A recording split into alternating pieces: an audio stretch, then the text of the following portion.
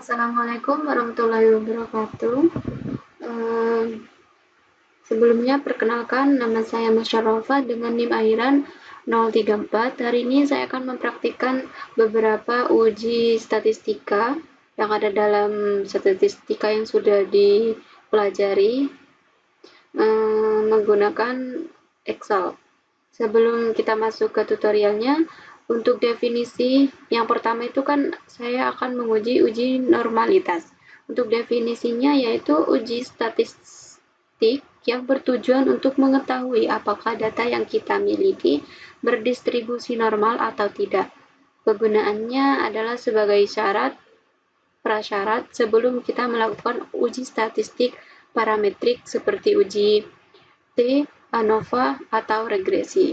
Untuk uji hipotesisnya, kita tentukan terlebih dahulu. Untuk H0-nya itu data berdistribusi normal, sedangkan untuk H1-nya data tidak berdistribusi normal. Dengan taraf signifikan itu sebesar 5% atau 0,05. Langsung saja ke langkah-langkah ujinya. Yang pertama yang harus kita lakukan yaitu mempunyai data, isi 10 data untuk ketentuannya.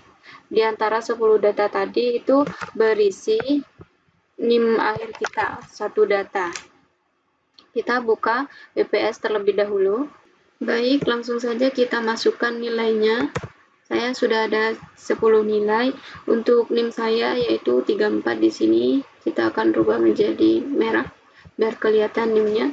Langkah selanjutnya yaitu membuat kolom-kolom di sini. Ada beberapa kolom. Yang pertama ada Z, F, Z. Yang pertama kita lakukan yaitu menghitung meannya. Kita di bagian G2 ini, kita ketikkan seperti ini. Nah, ini sudah muncul.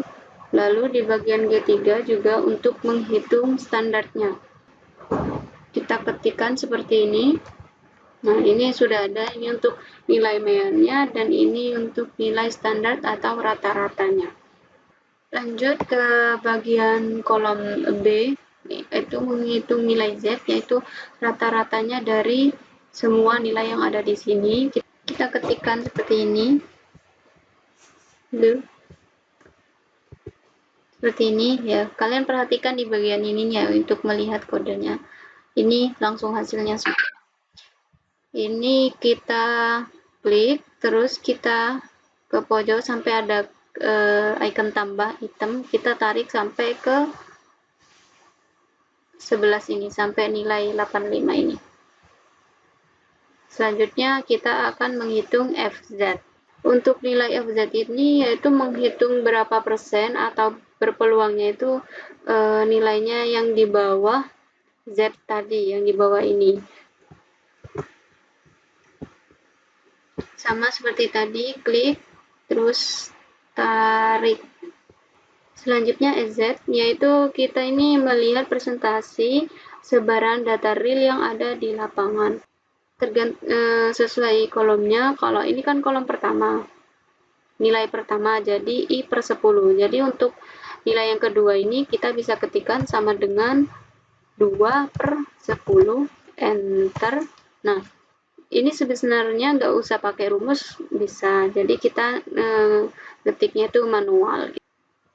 Kita biar cepat manual aja. Nah,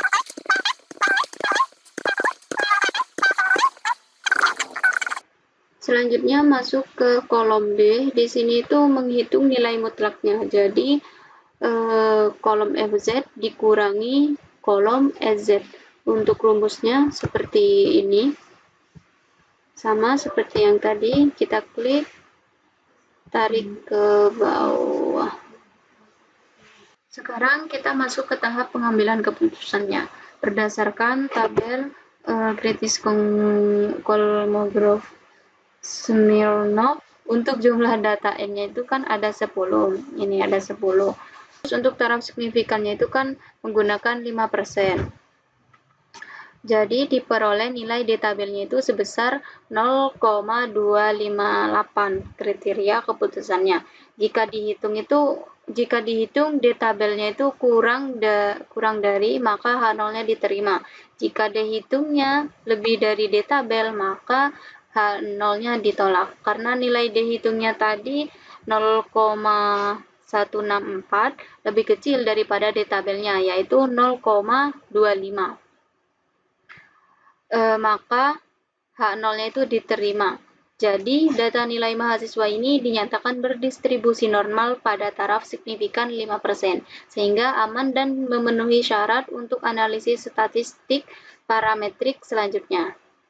Jadi, yang 0,258 tadi, D tabelnya itu kan sudah ada di bukunya. Untuk perhitungan ininya diperoleh dari nilai selisih maksimum yang ada di kolom ini. Oke, untuk uji normalitas segitu saja. Baik, selanjutnya yaitu uji korelasi. Di sini saya ada 10 data juga dan sudah ada NIM saya 34, yaitu hubungan antara jam belajar dengan nilai X itu jam belajar dan nilai itu Y. Selanjutnya kita coba di kolom kosong kita masukkan rumus. Kita masukkan. Nah, ini hasilnya 0,998. Setelah ada hasil nilainya, kita blok semuanya ini. Blok, kita pergi ke bagian insert, lalu ke bagian scatter, pilih yang ini aja gak apa-apa. Nah, kesimpulannya berdasarkan hasil uji korelasi persen diperoleh nilai korelasi sebesar sekitar 0,998. Nilai ini tuh menunjukkan bahwa terdapat hubungan yang sangat kuat dan positif antara jam belajar dan nilai siswa. Semakin tinggi jam belajarnya, maka semakin tinggi pula nilainya. Seperti ini. Untuk pengertian dari uji korelasi itu adalah uji statistik yang digunakan untuk mengetahui hubungan antara dua variabel numerik dan mengukur seberapa kuat hubungan tersebut. Kegunaannya itu untuk mengetahui ada atau tidaknya hubungan antar variabel, mengetahui kekuatan hubungan antar variabel, mengetahui arah hubungan positif atau negatifnya. Lalu, untuk hipotesisnya, H0-nya itu tidak terdapat hubungan yang signifikan antara jam belajar dan nilai. H1-nya terdapat hubungan yang signifikan antara jam belajar dan nilai. Untuk taraf signifikasinya sama seperti sebelumnya, yaitu 5% atau 0,05%. Jadi, bisa disimpulkan bahwa semakin tinggi jam belajarnya, maka itu akan berpengaruh pada nilainya. Seperti yang ada di sini, 34 jam nilainya hanya 70, sedangkan yang 43 jam nilainya 86. Selanjutnya kita masuk ke uji homogenitas. Uji homogenitas adalah uji statistik yang digunakan untuk mengetahui apakah dua atau lebih kelompok data memiliki variasi yang sama atau homogen. Kegunaannya itu untuk mengetahui kesamaan varian atau homogennya antar kelompok. 2. Menjadi syarat sebelum melakukan uji T dan ANOVA.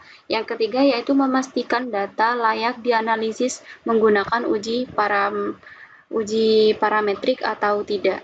Untuk hipotesisnya yaitu H0 varian kelas A dan kelas B itu homogen atau sama. H1-nya varian kelas A dan kelas B tidak homogen, tidak sama.